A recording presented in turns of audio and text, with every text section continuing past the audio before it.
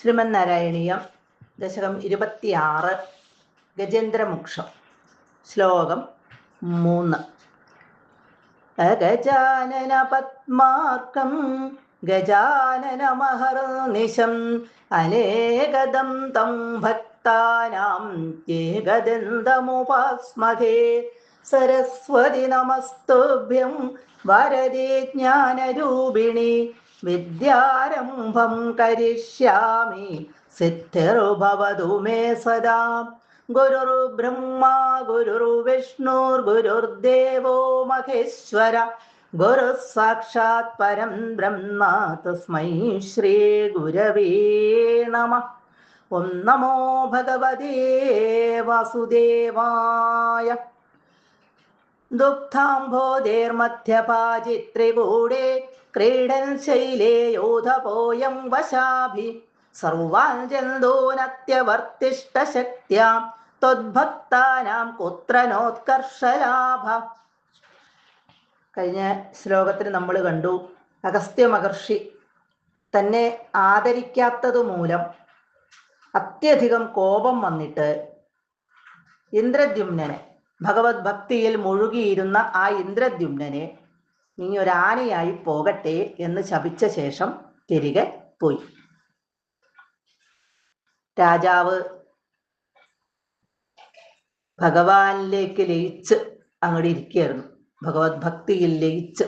അതുകൊണ്ട് തന്നെ മുനി വന്നത് അറിഞ്ഞതേയില്ല. പക്ഷെ ആനയുടെ രൂപം ശാപം മൂലം കിട്ടിയിട്ടും രാജാവിന് ഒരു കൂസലും ഉണ്ടായില്ല.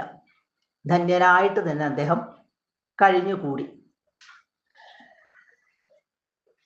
യൂഥപ, യൂഥപ എന്ന് പറഞ്ഞാല് ഇവിടെ ആനത്തലവൻ. യൂഥം എന്ന് പറഞ്ഞാൽ കൂട്ടം, അത് പക്ഷിമൃഗാദികളുടെ കൂട്ടം. ഇവിടെ യൂഥപ എന്ന് പറഞ്ഞാല് കൂട്ടത്തിന്റെ നേതാവ്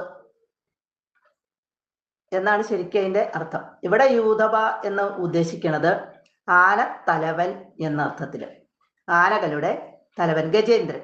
ഗജേന്ദ്രനായ അയം ഇവൻ വശാഭി സഖ, പിടിയാനകളോട് കൂടി, സഖ കൂടി, ദുഗ്ധാംബോധേ പാലാഴിയുടെ ആ മധ്യഭാജി നടുക്കുള്ള, ദുഗ്ധം പാലാണ്, അംബോധേ എന്ന് പറഞ്ഞാല് ആ പാലാഴിയുടെ, ആ സമുദ്രത്തിന്റെ, അപ്പൊ ദുഗ്ധാംബോധേ ആ പാലാഴിയുടെ നടുക്കുള്ള ത്രികൂടേ ശൈലേ, ത്രികൂട പർവ്വതത്തിൽ ക്രീഡൻ വിഹരിക്കുന്നവനായിട്ട്, കളിച്ചു നടക്കുന്നവനായിട്ട്,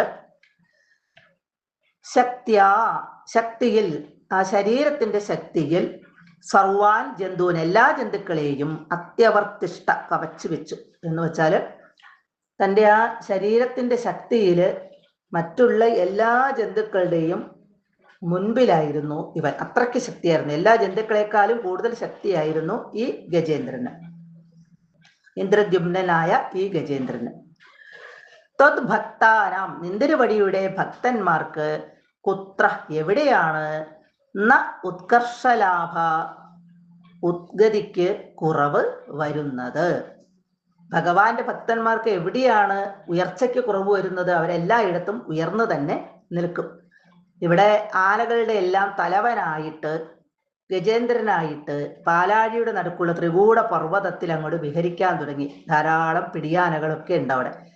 ശരീരത്തിന്റെ ആ ശക്തിയിൽ എല്ലാ ജന്തുക്കളെക്കാളും ഉയർന്നു തന്നെ അവൻ നിന്നു. ഭഗവാന്റെ ഭക്തന്മാർക്ക് എവിടെയാണ് ഉയർച്ചയില്ലാത്തത്, അതിനെവിടെയാണ് കുറവ് വരുന്നത് എന്ന് ചോദിക്കുകയാണ് ഇവിടെ. സർവത്ര ഗോവിന്ദ നാമസങ്കീർത്തനം, ഗോവിന്ദ ഗോവിന്ദ.